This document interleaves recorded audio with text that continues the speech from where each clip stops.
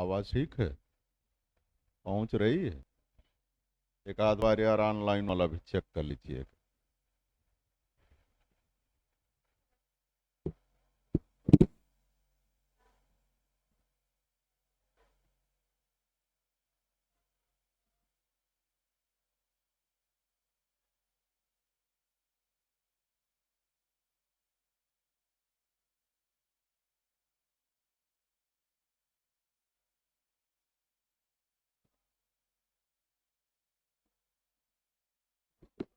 ये देखिए, आवाज ठीक है?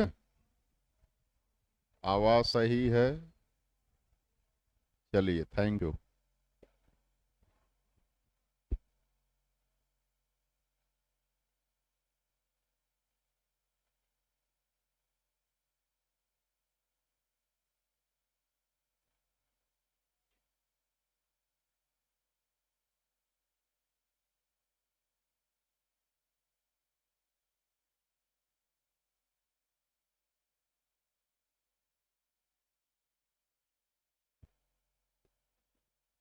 चलिए, आज हम लोग चर्चा करेंगे मोहम्मद बिन तुगलक पर,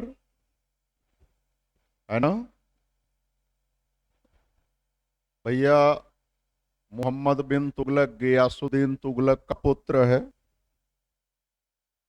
और तुगलक वंश का ही नहीं अपितु संपूर्ण दिल्ली सल्तनत में सर्वाधिक योग्य, सर्वाधिक सुशिक्षित अगर कोई सुल्तान हुआ तो मोहम्मद बिन तुगलक है।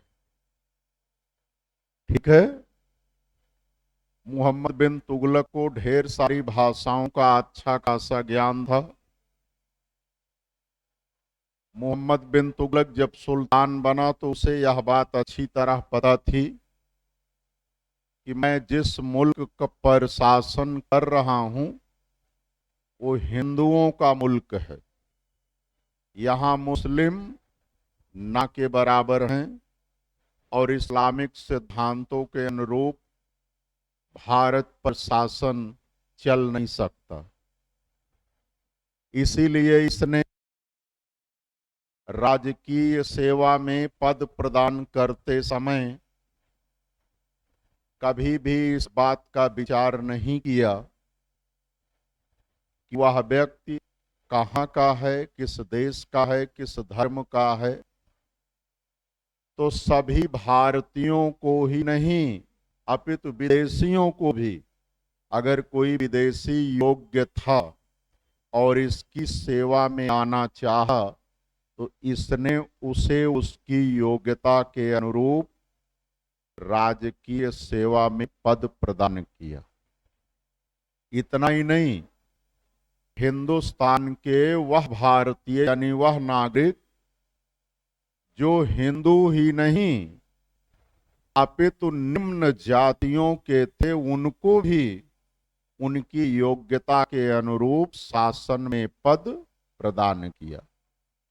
मोहम्मद बिन तुगलक ने धार्मिक आधार पर अपनी प्रजा के मध्य किसी भी प्रकार का कोई भेदभाव नहीं किया। ये दिल्ली सल्तनत का पहला सुल्तान है जो हिंदुओं के होली, दीपावली जैसे त्योहारों में शामिल होता था। और होली त्योहार तो यह भी बड़ी धूमधाम के साथ सेलिब्रेट करता था। इतना ही नहीं, सभी धर्मों के धर्माचार्यों से मुलाकात करता था, उनसे धार्मिक विषयों पर चर्चा करता था। जैन विद्वान जिन प्रभु सूर्य थे उनसे तो मध्य रात्रि तक धार्मिक विषयों पर चर्चा करता रहता था। इसने उन्हें 10,000 गाय दान में दिया था। इसने ढेर सारे मंदिरों, मठों के लिए भूमि दान दिया। उन्हें गौशाला स्थापित करने के लिए अनुदान दिया। ये सारा कार्य यह करता था। इसकी यही उदारतापूर्ण नीतियां जो क्षुद्र मानसिकता के इस्लाम के लोग थे उन्हें नागवार गुजर रही थी। अब भाई अभी तक दिल्ली सल्तनत में जितने भी पद थे सामान्यतः वह मुसलमानों के लिए एक प्रकार से आरक्षित थे। गैर मुसलमानों को सुल्तान पद देता ही नहीं था। और ये ऐसा सुल्तान था कि हिंदुस्तान के प्रत्येक धर्म जाति वर्ग के व्यक्ति को यदि वह योग्य है तो शासन में पद प्रदान किया और सबको समान महत्व देता था। धार्मिक राजनीतिक मामलों में इसने धर्म को किसी भी प्रकार से हस्तक्षेप करने ही नहीं दिया। इवन इसने अपने शासन के आरंभिक दौर में खलीफा से अपने पद की वैधता का प्रमाण पत्र भी नहीं लिया। ठीक है। अब इसकी इन्हीं नीतियों के कारण जो क्षुद्र मानसिकता के मुस्लिम सरदार थे वह इससे घृणा करते थे। अब इसी के शासन काल में अफ्रीकी देश मोरक्को का निवासी इब्न बतूता भारत की यात्रा पर आया था। इब्न बतूता की पुस्तक का नाम रेहला है। इसने इब्न बतूता को काजी के पद पर नियुक्त किया था और इतना ही नहीं, इब्न बतूता को अपना दूत बनाकर चीन के शासक के दरबार में भेजा था। ठीक है। मोहम्मद बिन तुगलक का साम्राज्य दिल्ली सल्तनत के सुल्तानों में सबसे बड़ा साम्राज्य था। इसने संपूर्ण दक्षिण भारत को जीतकर दिल्ली सल्तनत में शामिल कर लिया था।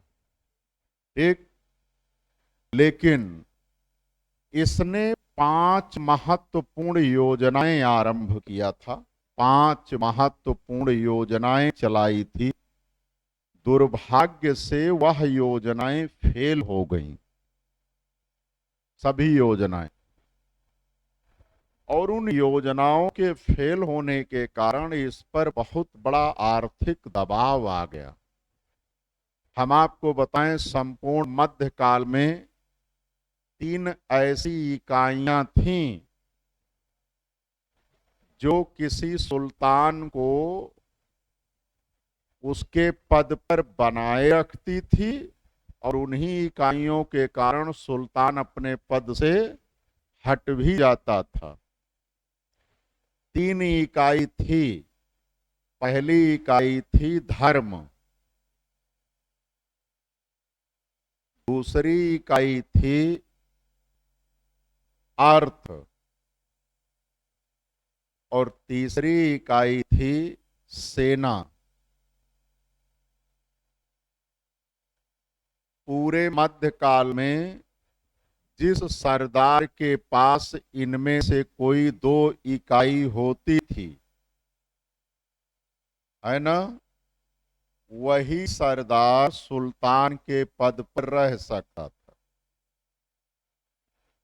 चाहे उसको धर्म का समर्थन और अर्थव्यवस्था का समर्थन प्राप्त हो, चाहे अर्थव्यवस्था और सेना का समर्थन प्राप्त हो, और चाहे धर्म तथा सेना का समर्थन प्राप्त हो। अगर किसी सुल्तान के पास तीनों सर्वोच्चता प्राप्त हो जाती तो वह महानतम शासक हो जाता। जब तक इनमें से कोई 2 इकाई, 2 यूनिट किसी सुल्तान का साथ दे दी, तब तक तो वह सुल्तान पद पर बना रहेगा। और जैसे ही इनमें से एक भी शक्ति उसके हाथ से हटी तो तुरंत सुल्तान पद से वह वंचित हो जाएगा। क्योंकि देखिए, पावर डिस्ट्रॉय नहीं होती, आपको ये बात पता होनी चाहिए। ये धार्मिक शक्ति है, ये आर्थिक शक्ति है, ये सैन्य शक्ति है। शक्ति कभी भी नष्ट नहीं होती, इसका स्वरूप परिवर्तन होता है। ये एक स्थान हटेगी तो दूसरे स्थान पर पहुंचेगी, है ना। तो जिसके पास इनमें से 2 शक्ति समग्रता में होती थी वही सुल्तान होता था। जब तक मोहम्मद बिन तुगलक की अर्थव्यवस्था यानी आर्थिक शक्ति और सैन्य शक्ति मजबूत थी, तब तक उसने धर्म को राजनीतिक मामलों में हस्तक्षेप करने नहीं दिया। जैसे ही उसकी 5 योजनाएं फेल हुई, उसकी अर्थव्यवस्था कमजोर होने लगी। अब उसे सरवाइव करने के लिए 1 यूनिट का और होना जरूरी था। इसलिए मोहम्मद बिन तुगलक सैन्य शक्ति के साथ साथ धार्मिक शक्ति का भी सहारा लेने लगता है, धर्म के नाम पर शासन चलाने लगता है। वर्तमान समय में क्या स्थिति है, आप एक बार सरकार की तरफ निगाह उठाकर देखिए। आपकी अर्थव्यवस्था बहुत अच्छी है क्या? महंगाई 7वें आसमान पर है। पूरी दुनिया कह रही है कि भारतीय अर्थव्यवस्था काफी बुरे दौर से गुजर रही है। सैन्य शक्ति आपकी कैसी है? सेना तथाकथित रूप से आप चाहे जितना महिमा मंडित करिए, अभी किसी के खिलाफ लड़ना तो पड़ा नहीं। किसी बड़े देश के खिलाफ लड़ना पड़े तो पता चल जाए कि आपकी सेना है कैसी। अर्थव्यवस्था तो कमजोर है, इसमें कोई डाउट है क्या? सरकार का आज फोकस मेन कहां है? कोई निगाह उठाकर देखे। इसी को लेकर के तो मजीरा बज रहा है कि नहीं बज रहा है ना? अब अन्य राजनीतिक दल, जब तक उनका ये मजबूत था, सेना मजबूत थी, तब तक इसको किसी ने तवज्जो नहीं दिया। ये सनातन का नियम है, ये तीनों शक्तियों में से 2 शक्ति जिसके पास होगी वही शासन करेगा। तो मोहम्मद बिन तुगलक की जब अर्थव्यवस्था कमजोर होने लगी तो वो धर्म का सहारा लेने लगता है। फिर से खलीफा से अपने पद की वैधता का प्रमाण पत्र मंगवाता है और उस दूत का जो प्रमाण पत्र लेकर आता है बड़ा मान सम्मान करता है। ठीक है। अब मोहम्मद बिन तुगलक की वो 5 प्रमुख योजनाएं कौन सी थी जिनकी फेल होने से इसकी अर्थव्यवस्था कमजोर हुई, इसकी निंदा की जाती है। पहला, इसने क्या किया कि गंगा यमुना दोआब क्षेत्र है ना, यहां कृषि के विकास के लिए उसने ढेर सारे कार्यक्रम चलाए। जैसी भूमि वैसी फसल की खेती करने का प्रोग्राम चलाया किसानों के लिए, ताकि कृषि विकास का कल्याण हो। दीवान ए अमीर को ही नामक एक विभाग, कृषि विभाग स्थापित किया। किसानों को हल, बैल, बीज खरीदने के लिए, है ना, कुआं खोदने के लिए सोंधर नामक कृषि ऋण देने की शुरुआत किया। इतना सब कुछ करने के बाद उसने भूमि कर में कहीं 1/20, कहीं 1/15, कहीं 1/12, तो मैक्सिमम 1/10 की वृद्धि कर दिया, है ना। गयासुद्दीन तुगलक ने तो नियमों बनाया था कि 1 वर्ष में 1/11 अथवा 1/10 से अधिक की वृद्धि ना की जाए, और इसने तो 1/10 से अधिक की कहीं वृद्धि किया ही नहीं, इवन कहीं कहीं तो 1/20 की वृद्धि किया था। तो यदि औसत देखा जाए तो इसने भू राजस्व में बहुत थोड़ी सी वृद्धि किया था। दुर्भाग्य देखिए, जिस समय इसने यह योजना लागू किया, इस दोआब क्षेत्र में अकाल पड़ गया, सूखा पड़ गया। अब इसके जो अधिकारी थे वो तो पहले से ताक में बैठे थे। किसानों से बड़ी बेरहमी से ऋण और लगान की वसूली की जाने लगी, इसलिए किसान विद्रोही हो गए और उसे अपनी फसल चक्र प्रणाली, सोंधर नामक कृषि ऋण देने की व्यवस्था सबका त्याग कर देना पड़ा। इसने राजधानी परिवर्तन किया। इसकी जो दूसरी महत्वपूर्ण योजना थी, राजधानी परिवर्तन, क्योंकि इसने संपूर्ण भारत को, दक्षिण भारत को भी जीतकर दिल्ली सल्तनत में शामिल कर लिया था। अच्छा, दिल्ली सल्तनत में सबसे बड़ा साम्राज्य इसी का था। इसका साम्राज्य 23 प्रांतों में विभाजित था। दिल्ली सल्तनत के जितने सुल्तान हुए, किसी के भी शासनकाल में इतना विद्रोह भी नहीं हुआ। इसके शासनकाल में 34 विद्रोह हुआ था। उन 34 में से 27 विद्रोह तो अकेले दक्षिण भारत में हुआ था। इसने सोचा कि दिल्ली के साथ साथ दौलताबाद यानी देवगिरी को भी राजधानी बनाया जाए। तो इसने दिल्ली से दौलताबाद राजधानी परिवर्तन किया। तो देखो, राजधानी परिवर्तन ही नहीं होता, राज दरबार में कार्य करने वाले अधिकारियों कर्मचारियों को भी नई राजधानी में शिफ्ट होना पड़ता है। अब 1206 ईस्वी से लेकर 1325-26 ईस्वी तक दिल्ली में जो तुर्क सरदार जमे जमाए थे, घर परिवार नातेदारी रिश्तेदारी खेती बाड़ी सब कुछ थी, अब वो दौलताबाद जाना नहीं चाहते थे। अब चूंकि सुल्तान का आदेश हुआ तो दौलताबाद जाना ही पड़ा। इतिहासकार इसको बड़ा महिमा मंडित करके लिखते हैं कि सुल्तान ने आदेश दिया कि पूरी दिल्ली नगर के लोग वहां चलें दौलताबाद, जबकि ऐसा उसने कोई आदेश नहीं दिया था। हाँ, जिसकी इच्छा हो, जो जाना चाहता हो वो जा सकता है। और सुल्तान ने कुछ दूरी पर, जैसे 10-5 मील की दूरी पर, रात्रि विश्राम के लिए, खान पान के लिए सारा प्रबंध किया था ताकि किसी को कोई कष्ट ना हो। अच्छा, जब राजधानी दौलताबाद शिफ्ट हो गई तो उत्तर भारत में ढेर सारे विद्रोह होने लगे। तो इसने सोचा कि क्यों ना राजधानी को फिर से दिल्ली में ही शिफ्ट कर दिया जाए, तो फिर से पलट दिया। तो ये भी योजना फेल हो गई। दरअसल इसमें थोड़ा सा धैर्य की कमी थी, इंतजार नहीं करता था और समस्त शक्ति अपने ही हाथों में रखना चाहता था, लोगों को सत्ता का हस्तांतरण नहीं करता था। अकेले दम पर आप कुछ नहीं कर सकते, लोगों में विश्वास करना होता है और उन्हें दायित्व सौंपना होता है। इसकी सबसे बड़ी दुर्बलता थी कि ये लोगों में विश्वास नहीं करता था और बहुत जल्दी अपना धैर्य खो देता था।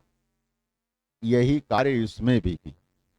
तीसरा कार्य, इसने सांकेतिक मुद्रा का प्रचलन किया। सांकेतिक मुद्रा, आज डेट में हमारे आपके जेब में जो 500, 2000, 100, 200 की नोट है, वो सांकेतिक मुद्रा ही है।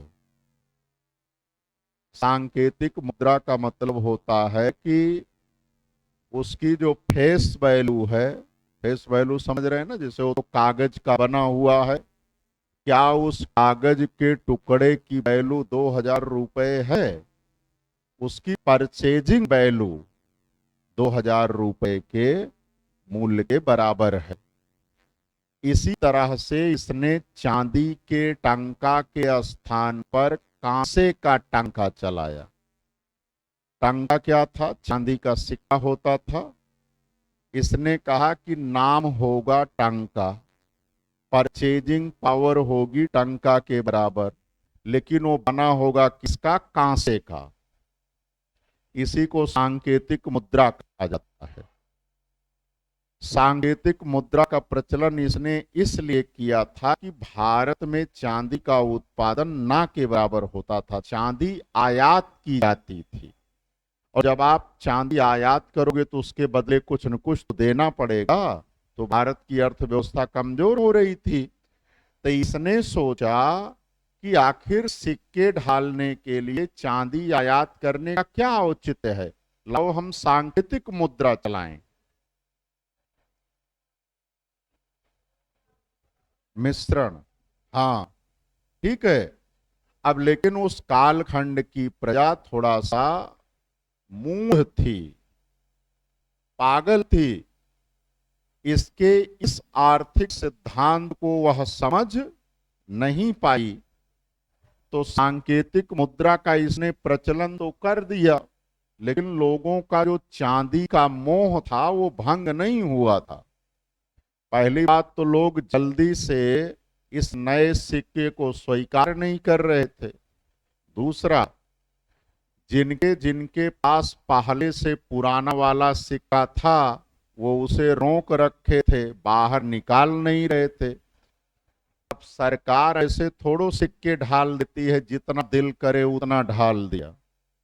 अर्थव्यवस्था में जितनी वृद्धि होती है, जितने मूल्य के बराबर उतने मूल्य की नई सिक्के या नए मुद्रा जारी की जाती है। अब लोगों ने क्या किया कि पुराने सिक्के दाब के रख लिया, उसे मार्केट में निकाल नहीं रहे हैं, तो मार्केट में सिक्कों की कमी हो गई। इससे वस्तुओं के मूल्य धड़ाधड़ गिरने लगे, अर्थव्यवस्था और खराब होने लगी। और जब उस पर थोड़ा सा बैलेंस किया तो लोगों ने नकली सिक्के ढेर सारे ढालने शुरू किए, तो सिक्कों की भरमार हो गई। इसका भी नकारात्मक असर हुआ। तो सुल्तान ने सोचा भाड़ में जाए आर्थिक सुधार, जब किसी को कुछ समझ में ही नहीं आ रहा है। तो सुल्तान ने कहा हटाओ सांकेतिक मुद्रा, फिर से वही चांदी का टंका चला दो। हाँ, सुल्तान ने एक कार्य किया कि जिनके जिनके पास सांकेतिक मुद्रा थी उसके बदले सबको चांदी का टंका वापस दिया गया। हाँ, जिनके पास नकली वाली मुद्रा थी उसके बदले कुछ नहीं दिया गया। आज की डेट में भी अगर सरकार नोटबंदी करे और कहे कि पुरानी वाली नोट ले आओ जमा करो, नई नोट ले जाओ, तो जिनके पास पाकिस्तान वाली नोट होगी डुप्लीकेट, क्या उसके बदले सरकार आपको नई नोट देगी? ऐसा ही इसने भी किया। इसके लिए इसकी निंदा की जाती है, लेकिन इसकी योजना गलत नहीं थी। चौथा, खुरासान अभियान। खुरासान मध्य एशिया का एक देश था।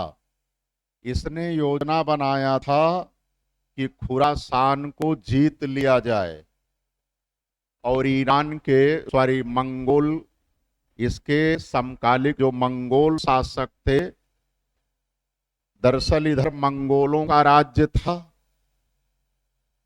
इधर बीच में खुरासान पड़ता था, इधर दिल्ली सल्तनत थी।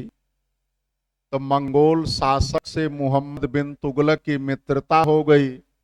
दोनों ने योजना बनाया कि हम दोनों मिलकर खुरासान की विजय कर लें और आपस में बांट लेंगे। तो कौन सी बुरी बात है? पूरे भारत, क्या पूरी दुनिया में साम्राज्यवाद था। अब मोहम्मद बिन तुगलक ने कई लाख घुड़सवार सेना की भर्ती कर लिया, उन्हें अग्रिम वेतन भी दे दिया। लेकिन अभियान करने से पहले इसका मित्र शासक अपने पद से हटा दिया गया। तो क्या करे, अकेले जाके हमला कर दे? योजना फेल हो गई। इसके लिए भी निंदा की जाती है। पांचवी योजना इसकी कराचिल अभियान है। कराचिल, देखो कराचिल उत्तराखंड के क्षेत्र में है। चाइना के साथ आपका बॉर्डर कराचिल क्षेत्र से लगता है। चाइना बराबर हमारी सीमाओं का अतिक्रमण करता था। तो इसने सोचा कि सेना तो हमारे पास गठित है ही है, क्यों न लाओ कराचिल सैन्य अभियान कर दिया जाए। वो बर्फ से आच्छादित पहाड़ी क्षेत्र था, अब इसने वहां सैन्य अभियान कर दिया। सैनिक दृष्टि से बहुत नुकसान हुआ। इतिहासकार तो यहाँ तक लिखते हैं कि कई लाख घुड़सवार भेजे गए थे, मात्र कुछ संख्या में घुड़सवार वापस लौटे, शेष वहां मारे गए, है ना। यद्यपि सैनिक दृष्टि से बहुत नुकसान हुआ था, लेकिन वर्तमान समय में भारत चीन की जो सीमा का निर्धारण है वो उसी समय का निर्धारण है।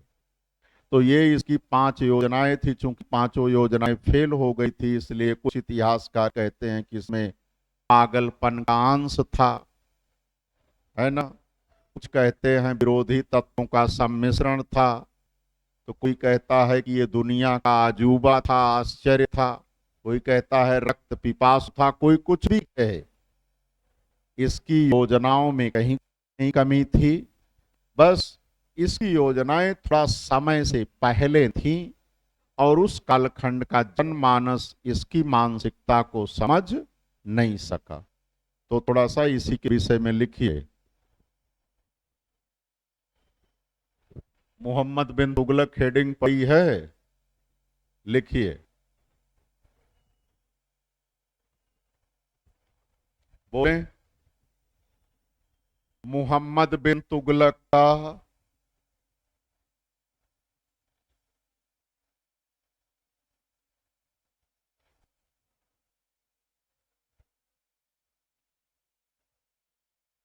वास्तविक नाम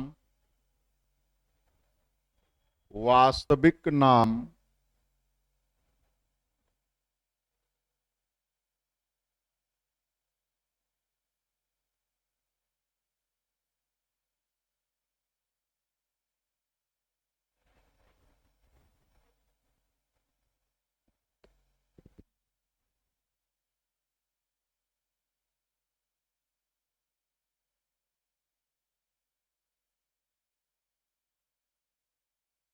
मलिक फखरुद्दीन था। मलिक फखरुद्दीन था।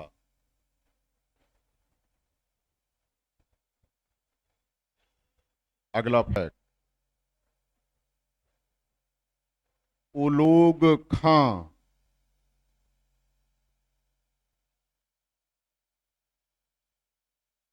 इसकी उपाधि थी।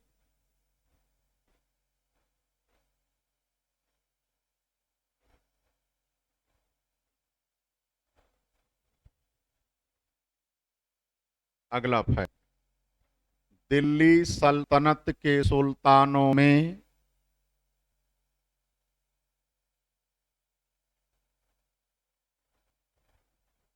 सर्वाधिक पढ़ा लिखा, दिल्ली सल्तनत के सुल्तानों में सर्वाधिक पढ़ा लिखा तथा योग्य मुहम्मद बिन तुगलक था।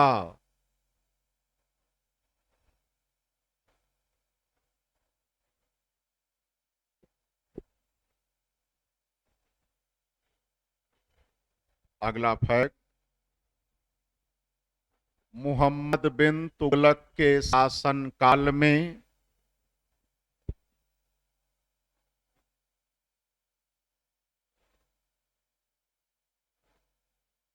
अफ्रीकी देश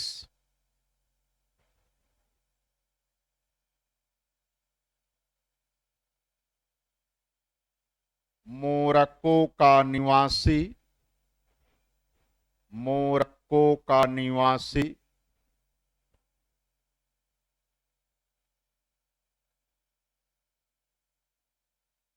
Ibn Battuta, Ibn Battuta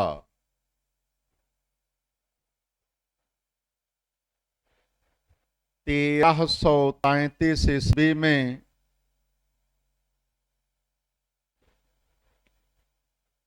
Bharat की यात्रा पर आया।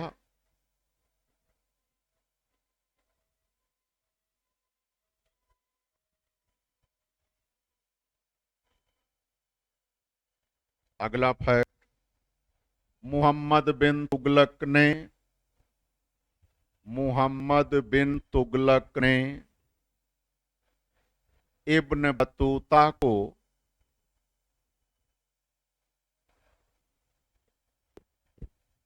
दिल्ली का काजी नियुक्त किया।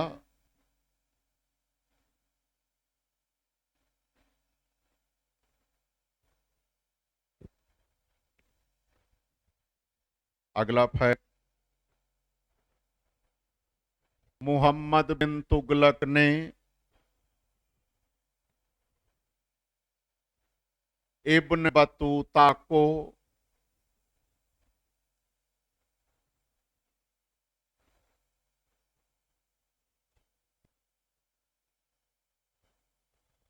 अपना दूत बनाकर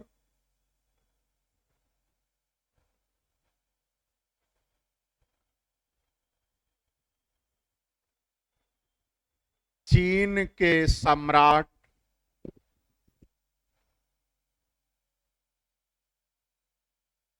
चीन के सम्राट या शासक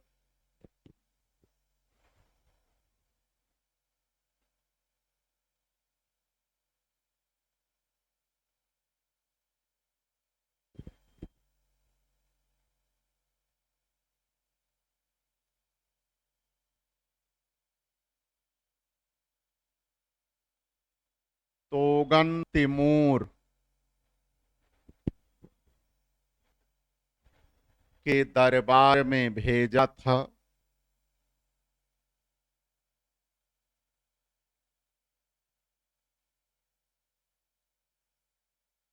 अगला फैक्ट, इब्न बतूता की पुस्तक का नाम, इब्न बतूता की पुस्तक का नाम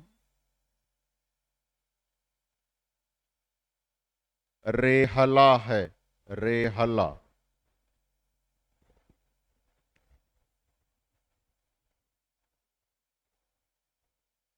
रेहला है, ये लिखा तो हूं। अगला फैक्ट, प्रसिद्ध लेखक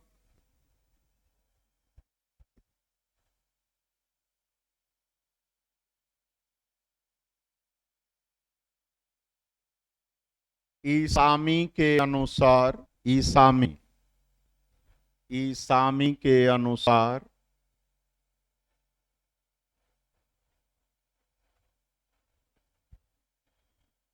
मुहम्मद बिन तुगलक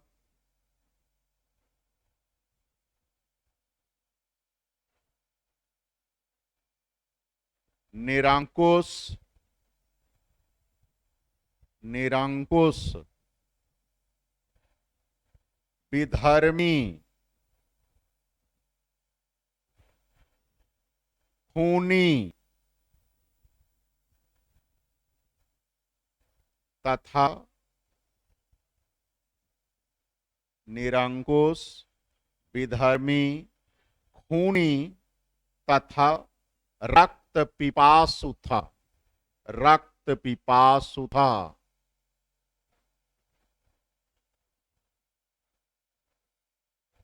अगला फैक्ट, इतिहासकार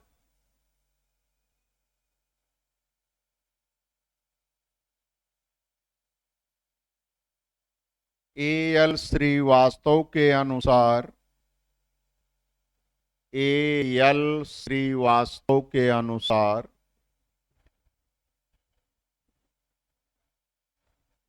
मुहम्मद बिन तुगलक विरोधी तत्वों का सम्मिश्रण था।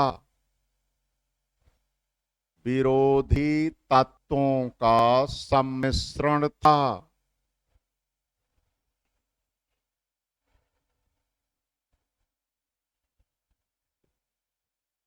तत्वों का सम्मिश्रण था। अगला फैक्ट, इतिहासकार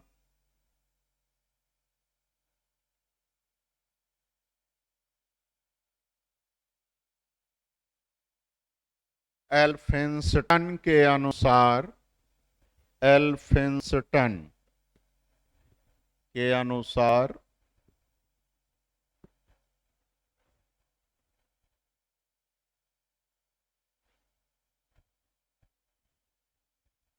मुहम्मद बिन तुगलक में,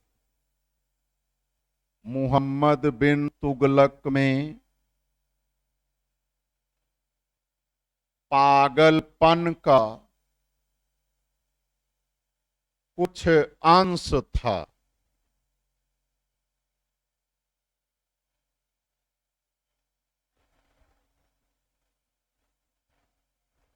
अगला फैक्ट,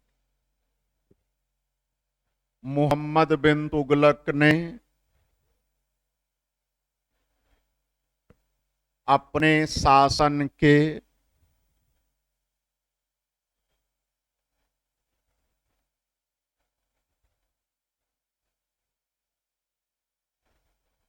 आरंभिक दौर में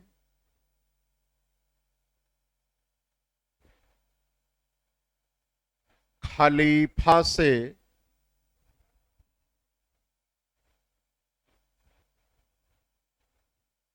अपने सुल्तान पद की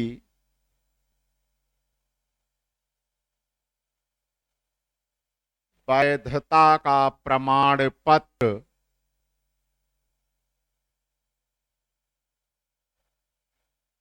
नहीं लिया,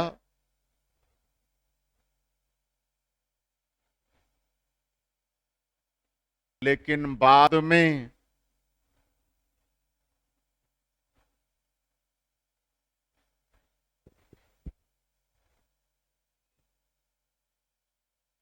थर्टीन 43 में खलीफा से निवेदन करके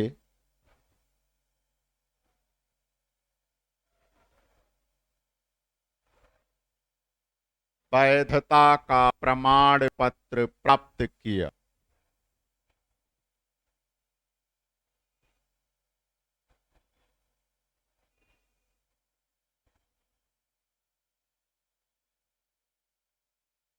अगला फैक्ट,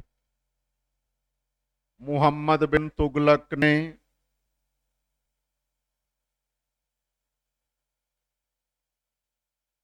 संपूर्ण दक्षिण भारत को जीतकर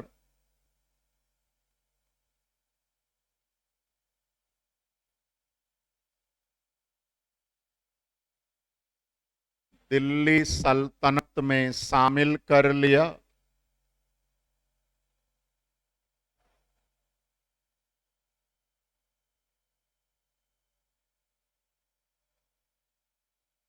इस प्रकार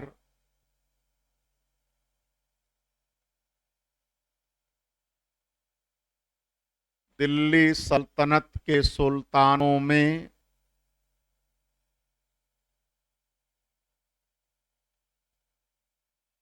सबसे बड़ा साम्राज्य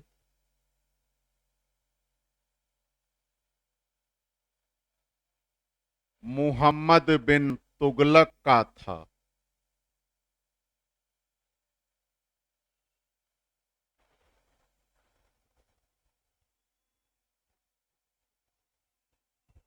अगला फैक्ट, मुहम्मद बिन तुगलक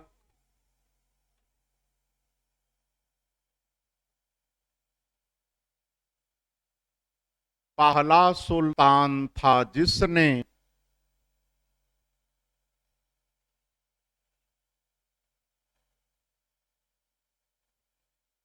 हिंदुओं के अतिरिक्त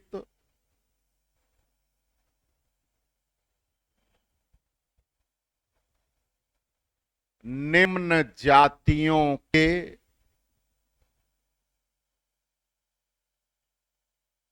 व्यक्तियों को भी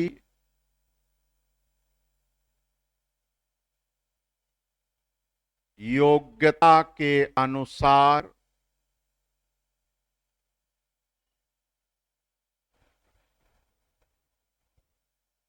शासन में पद प्रदान किया।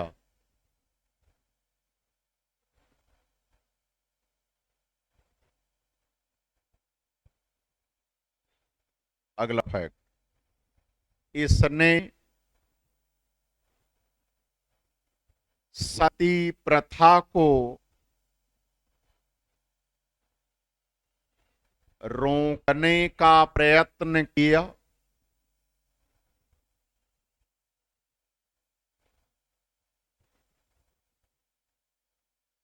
अगला फैक्ट, यह दिल्ली सल्तनत का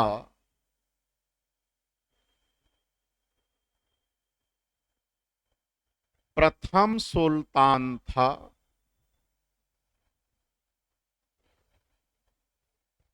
जो होली होली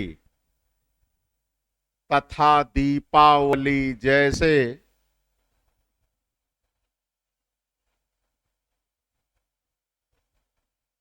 हिंदुओं के त्योहार को मनाता था।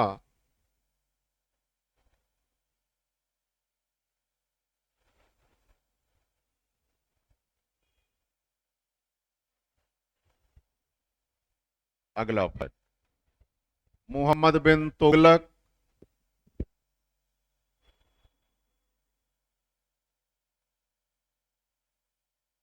जैन विद्वान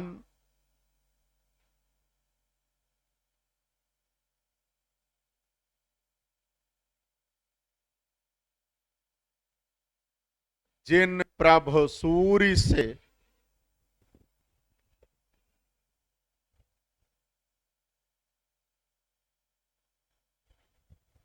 मध्य रात्रि तक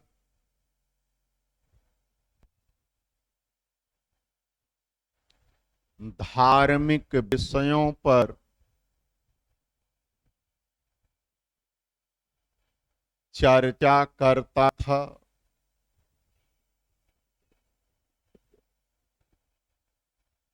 तथा उन्हें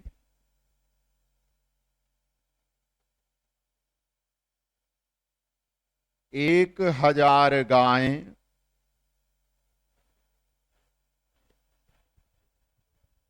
दान में दिया था।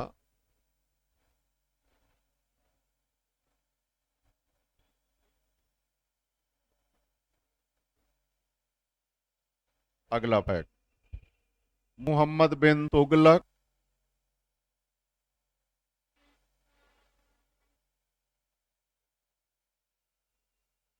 प्रथम सुल्तान था जो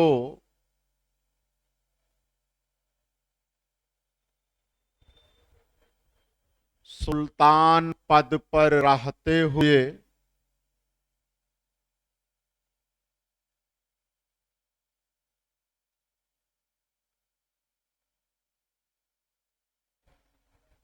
अजमेर स्थित अजमेर स्थित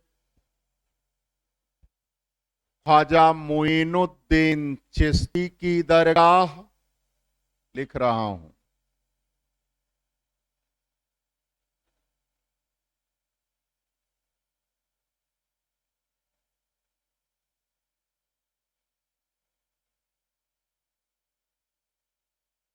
ख्वाजा मोइनुद्दीन चिश्ती की दरगाह तथा बहराइच स्थित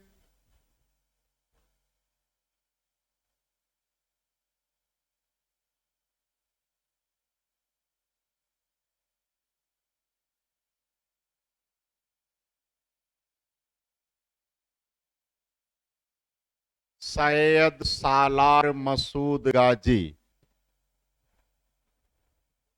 सैयद सालार मसूद गाजी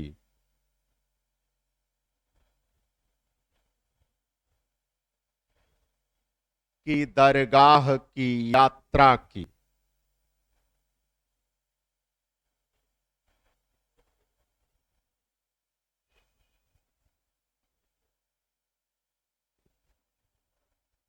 अगला फैक्ट, प्रसिद्ध विद्वान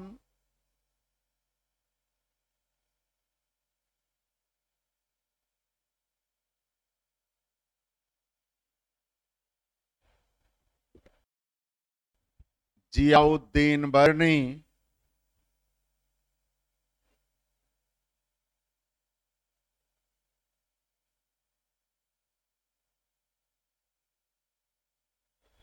लिखता है कि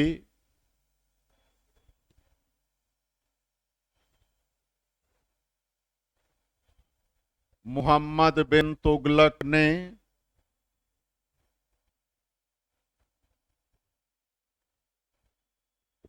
5 नई योजनाएं लागू की,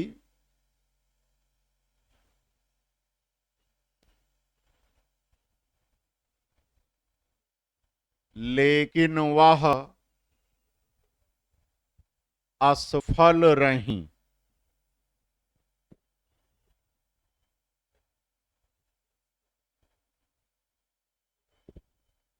नंबर 1,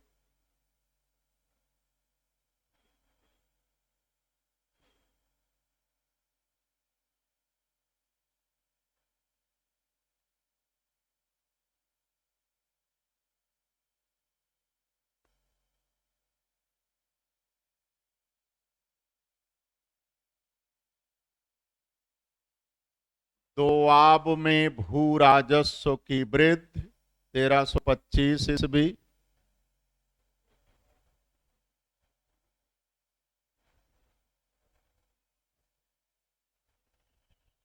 नंबर 2,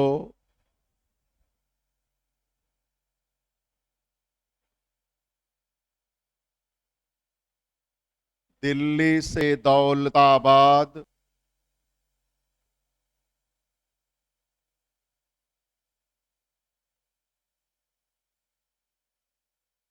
राजधानी परिवर्तन, दिल्ली से दौलताबाद राजधानी परिवर्तन 1326-27 ईस्वी।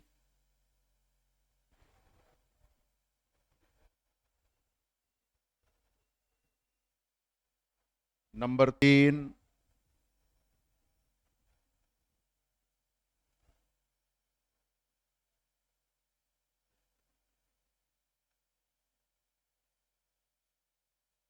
सांकेतिक मुद्रा का प्रचलन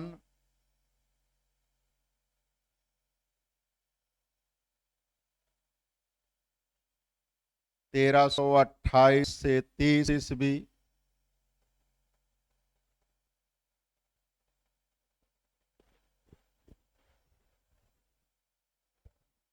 इसी में एक लाइन और लिखिए, जहां से लिखा है मोहम्मद बिन तुगलक ने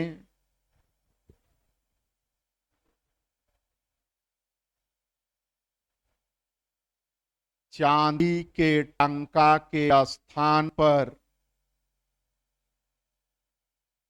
चांदी के टंका के स्थान पर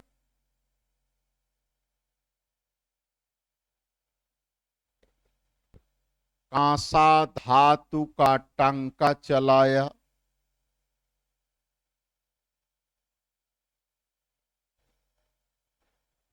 जिसे सांकेतिक मुद्रा कहा जाता है।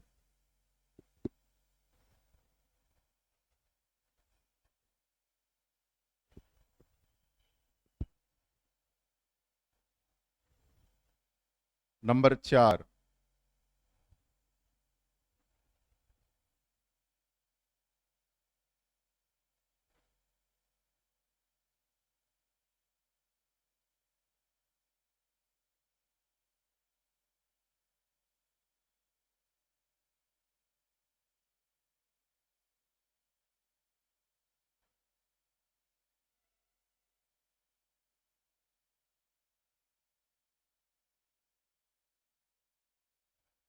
खुरासान सैन्य अभियान योजना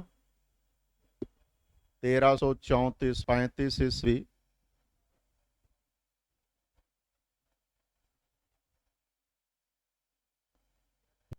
नंबर 5,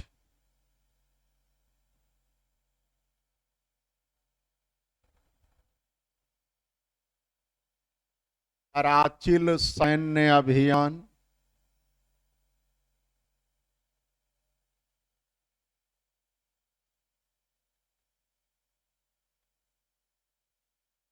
1337-38 ईस्वी।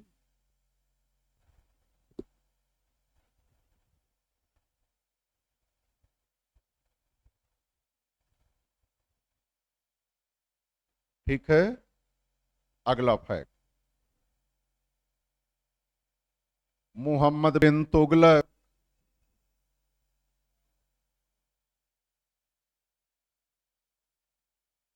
दिल्ली सल्तनत का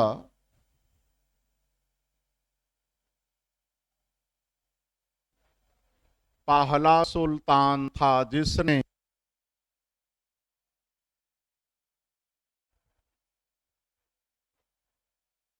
अकाल पीड़ितों की सहायता के लिए अकाल पीड़ित अकाल पीड़ितों की सहायता के लिए अकाल संहिता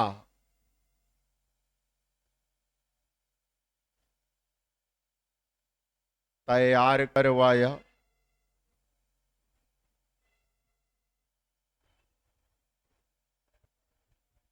अगला फैक्ट।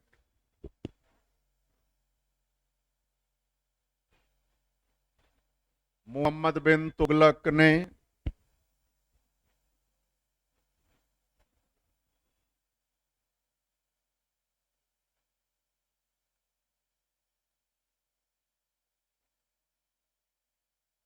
दीवान ए अमीर को ही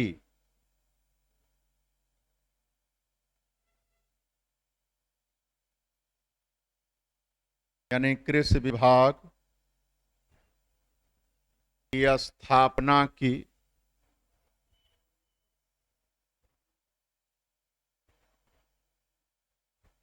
दीवान ए अमीर को ही। बहुत अधिक प्रश्न पूछा जाता है। अगला फैक्ट, मोहम्मद बिन तुगलक ने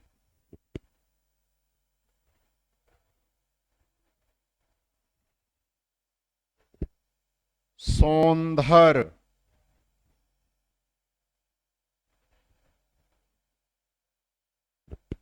नामक कृषि ऋण की शुरुआत की।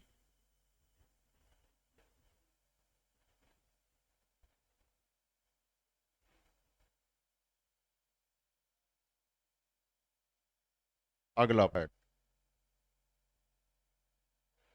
दिल्ली सल्तनत के सुल्तानों में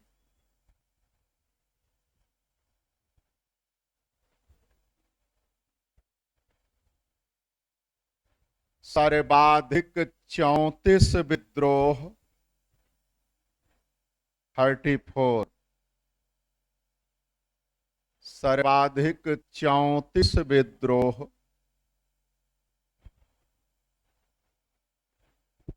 मोहम्मद बिन तुगलक के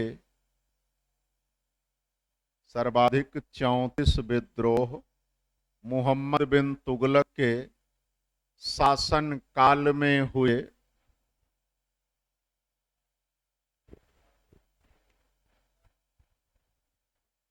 जिनमें से 27 विद्रोह दक्षिण भारत में हुए थे।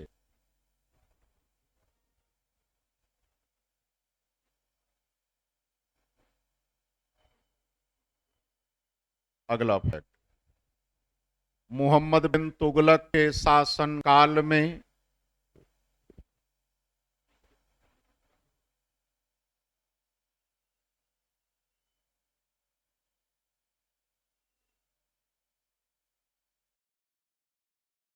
हरिहर तथा बुक्का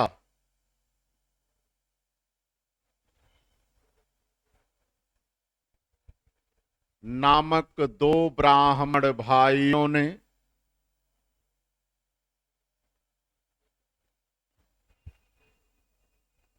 विद्रोह करके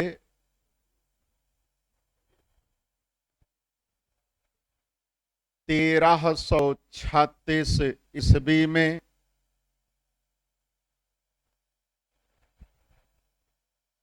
दक्षिण भारत में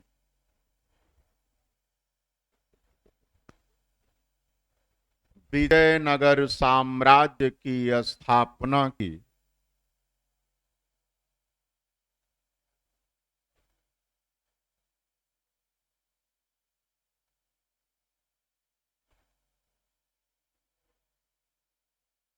अगला फैक्ट, मोहम्मद बिन तुगलक के शासनकाल में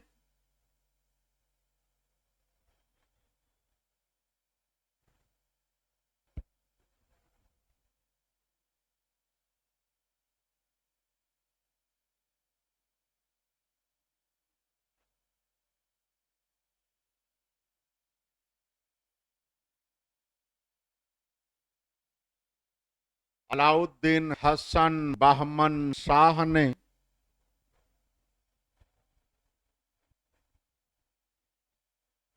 अलाउद्दीन हसन बहमन शाह ने विद्रोह करके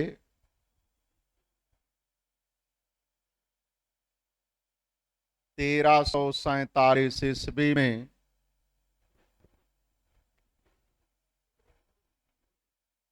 दक्षिण भारत में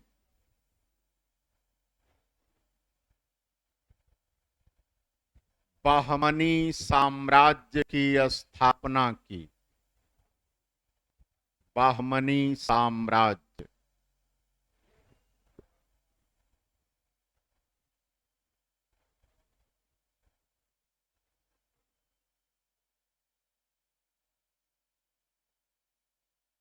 अगला फैक्ट, मोहम्मद बिन तुगलक के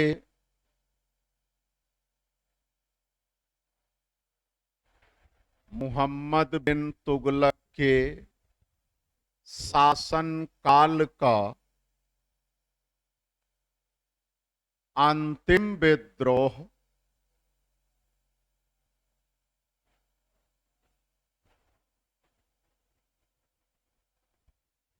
1351 ईस्वी में गुजरात में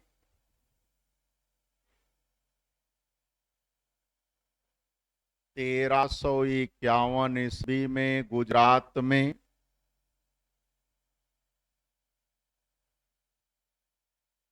तागी खां का विद्रोह था,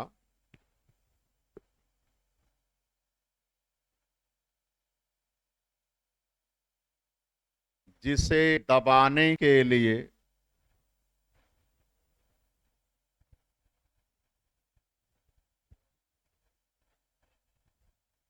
मोहम्मद बिन तुगलक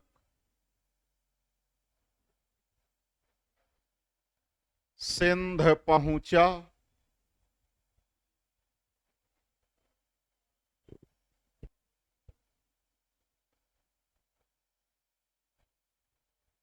मार्च 1351 ईस्वी में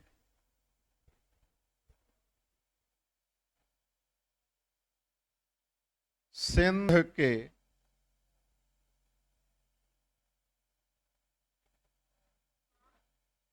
1351 ईस्वी में सिंध के ठट्टा नामक स्थान पर तीव्र बुखार के कारण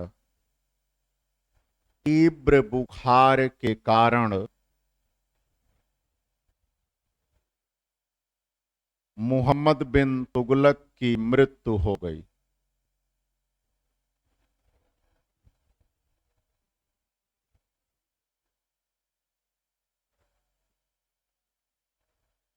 तीव्र बुखार के कारण सिंध के ठट्टा नामक स्थान पर तीव्र बुखार के कारण मृत्यु हो गई।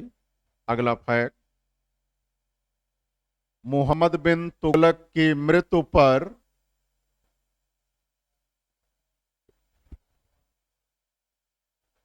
इतिहासकार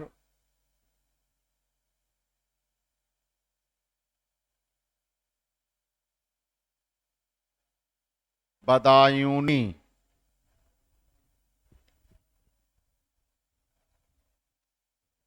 लिखता है कि इन्वर्टेड कामा में राजा को प्रजा से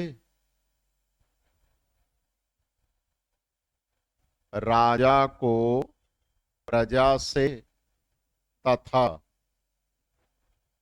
प्रजा को राजा से मुक्ति मिल गई।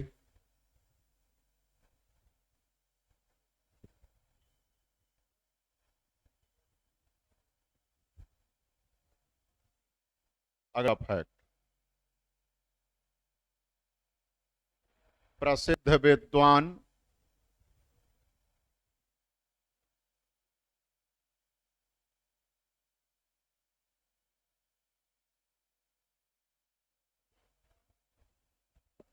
जियाउद्दीन बरनी ने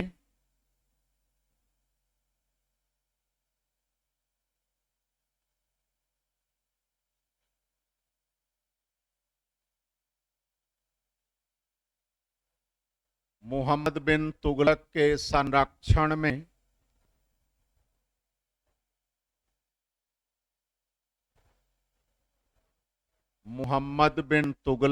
संरक्षण में दो प्रसिद्ध पुस्तकों की रचना की।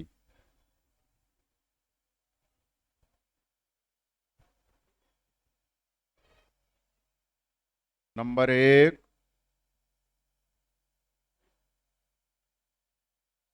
तारीख ए फिरोज शाही,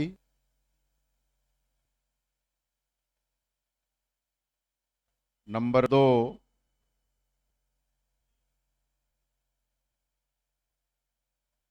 फतवा ए जहांदारी,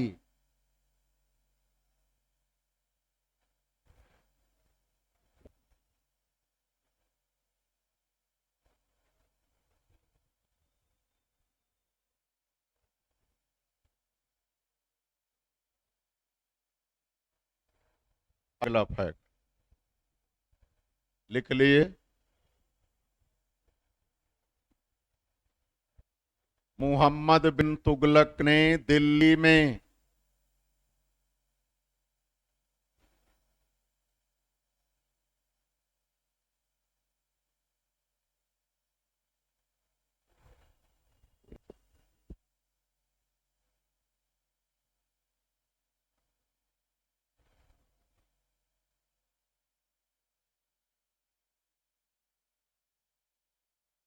आदिलाबाद का किला बनवाया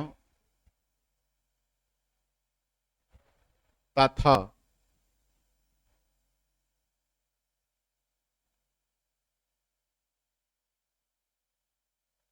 जहां पनाह नामक नगर की स्थापना की, नामक नगर की स्थापना की।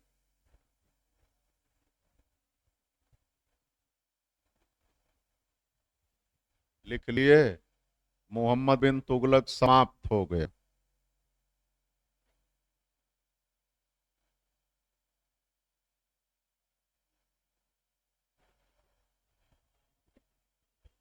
अगले सुल्तान हैं फिरोज शाह तुगलक।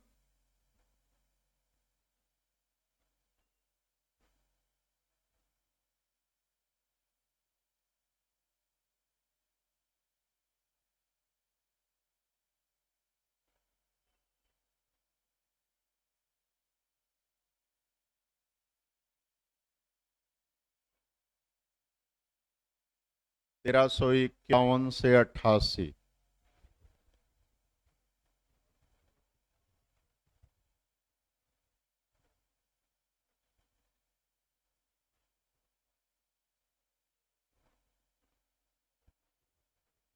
ठीक है, देखो भैया,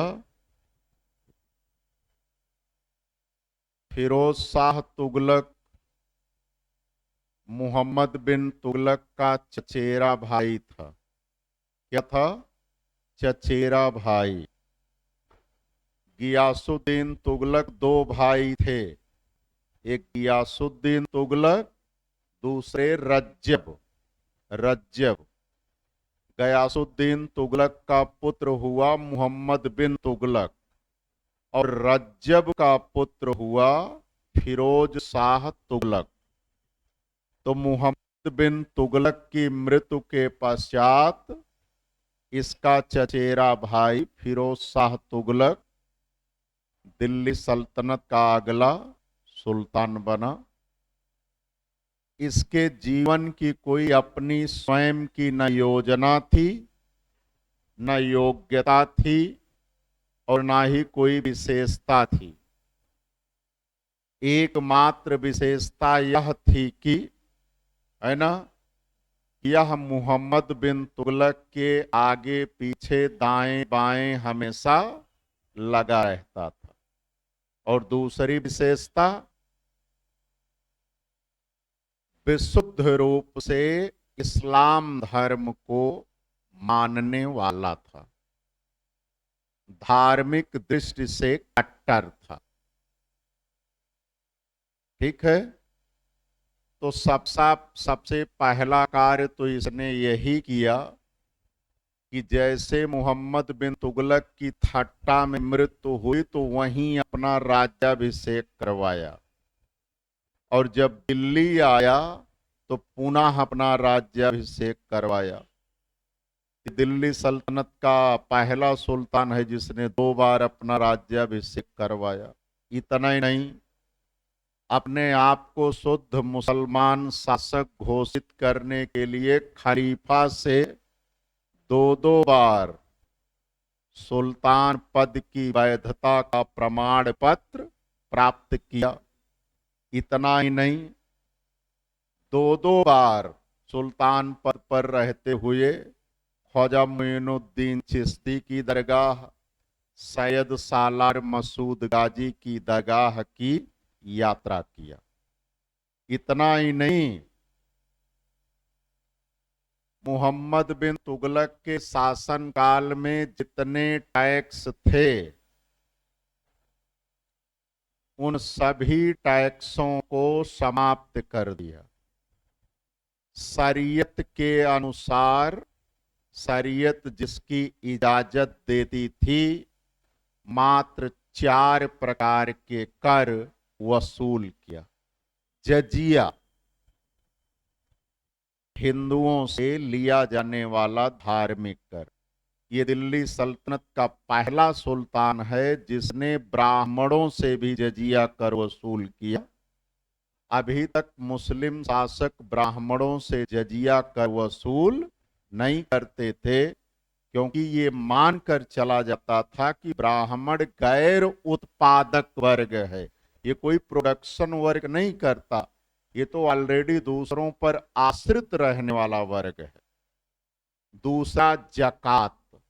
जकात मुसलमानों से उनकी कुल वार्षिक बचत का 2.5% इसलिए लिया जाता है कि जो अन्य गरीब मुसलमान हों उनके कल्याण के लिए ये खर्च किया जाए।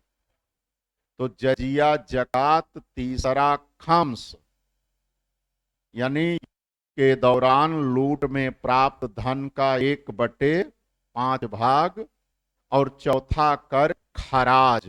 खराज मीन्स भूमि कर, कुल उत्पादन का 1/3।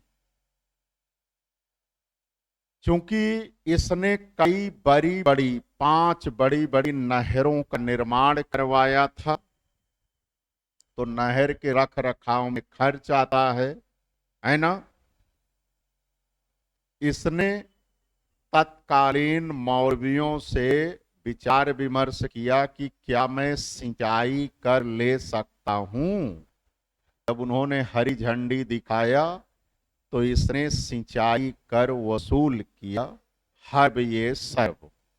तो दिल्ली सल्तनत का पहला सुल्तान है जिसने सिंचाई कर वसूल किया। ठीक है।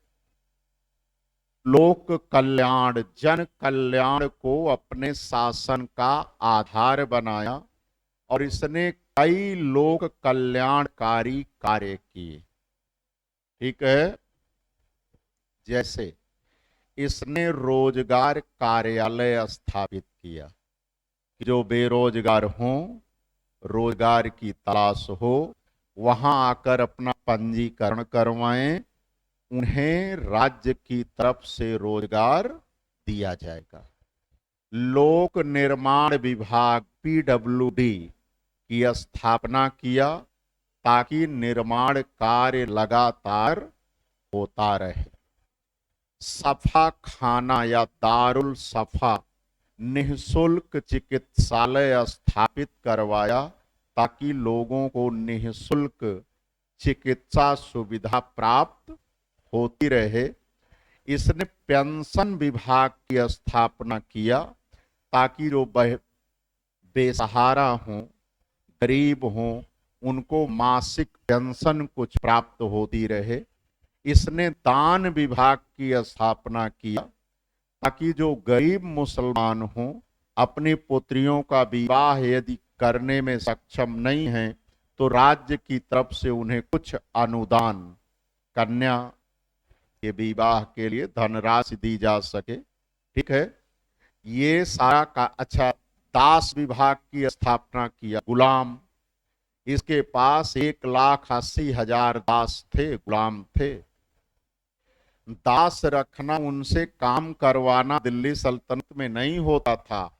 यह एक प्रकार से प्रतिष्ठा का सूचक होता था, लोक कल्याणकारी कार्य के अंतर्गत आता था।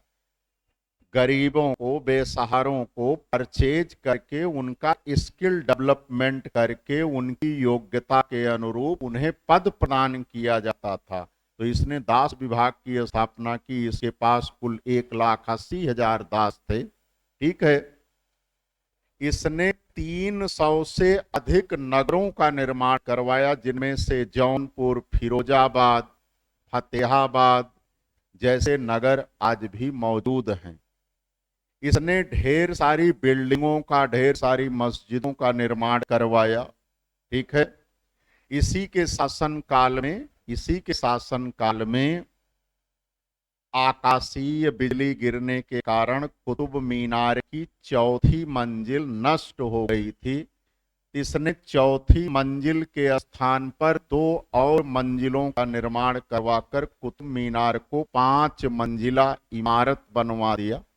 इल्तुतमिश ने 4 मंजिल का उसे बनवाया था, इसने 5 मंजिला करवा दिया, जो आज भी आप देख सकते हैं। तो ये इसके कुछ प्रमुख कार्य हैं। ऐसा करते हुए ये 1388 में अल्लाह ताला को प्यारा हो जाता। ठीक है। तो थोड़ा सा कुछ लिखें, बोलें। ज्यादा नहीं, 5-7 मिनट लिखवाऊंगा। कल भी क्लास रख दें। हाँ, ऐसा है, 365 दिन पढ़ने पढ़ाना होता है। एक दिन तो अपने लिए मिलता है। क्यों? हाँ, छोड़ो बाहर। बड़ी आसानी से आपका सिलेबस खत्म हो जाएगा, परेशान होने की जरूरत नहीं है। तुगलक खत्म हुए ना, एक दिन में दिल्ली सल्तनत फुर्र हो जाती। आप देखेंगे कुछ है ही नहीं है। लिखो जरा। फिरोज शाह तुगलक का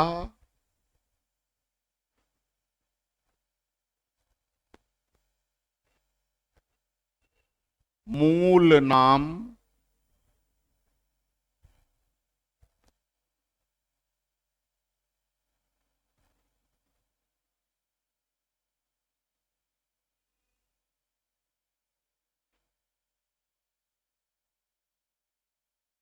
कमालुद्दीन फिरोज था।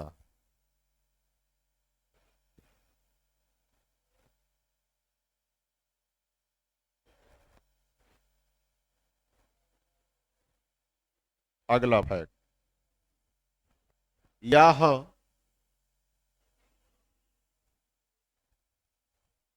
मुहम्मद बिन तुगलक का चचेरा भाई था।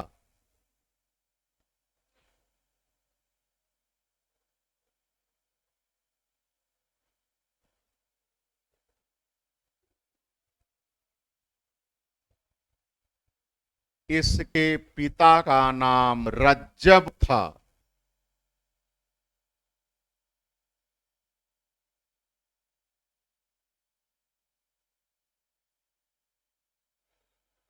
तथा तथा इसकी माता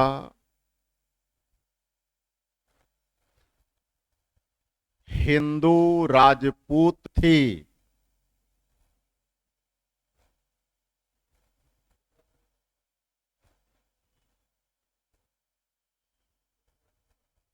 अगला,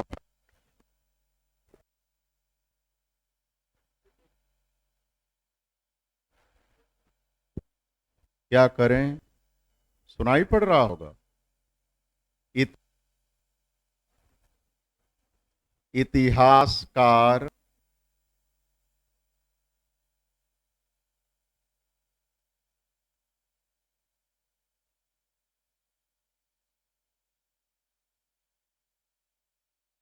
हाँ लगा।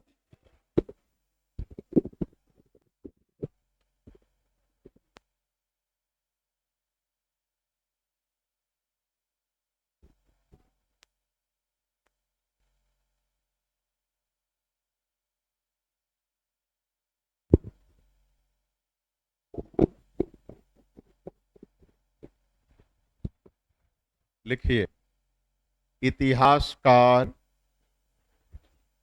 हेनरी इलियट के अनुसार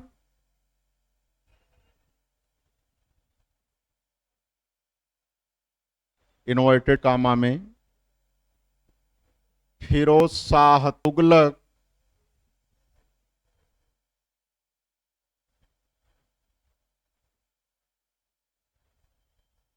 दिल्ली सल्तनत का अकबर था।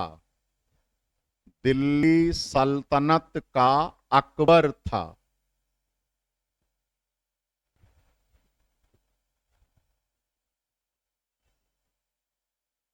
अगला फैक्ट, इतिहासकार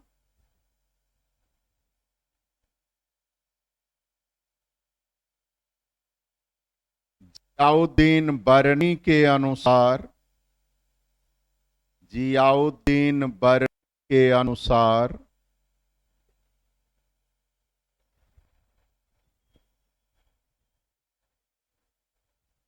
फिरोज शाह तुगलक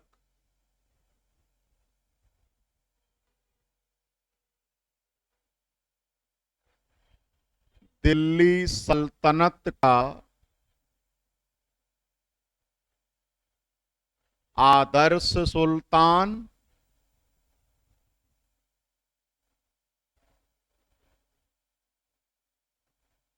तथा प्रथम सच्चा मुस्लिम शासक था। प्रथम सच्चा मुस्लिम शासक था।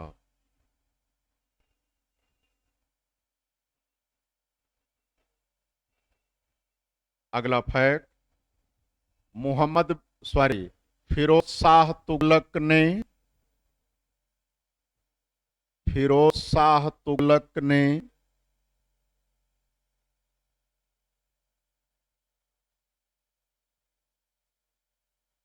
दो बार अपना राज्याभिषेक करवाया।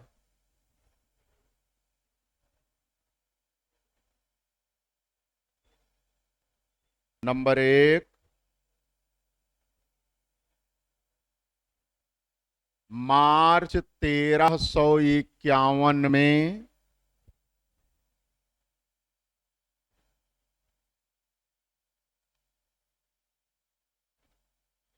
थट्टा में, अभी जस्ट थट्टा लिखवाया हूं। नंबर 2, अगस्त 1351 में दिल्ली में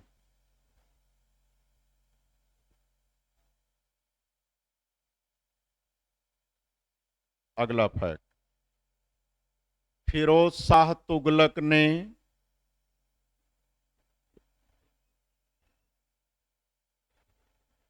खलीफा से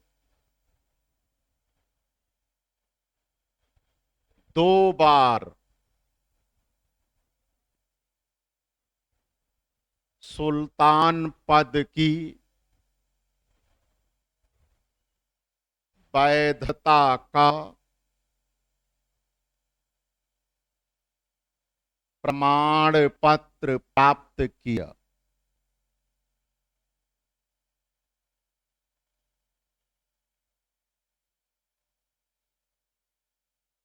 अगला फैक्ट, फिरोज शाह तुगलक ने 2 बार ख्वाजा मुइनुद्दीन चिश्ती की दरगाह, ख्वाजा मुइनुद्दीन चिश्ती की दरगाह तथा सैयद सालार मसूद गाजी, सैयद सालार मसूद गाजी की दरगाह की यात्रा की। ठीक है, चलिए थैंक यू, शेष मंडे को।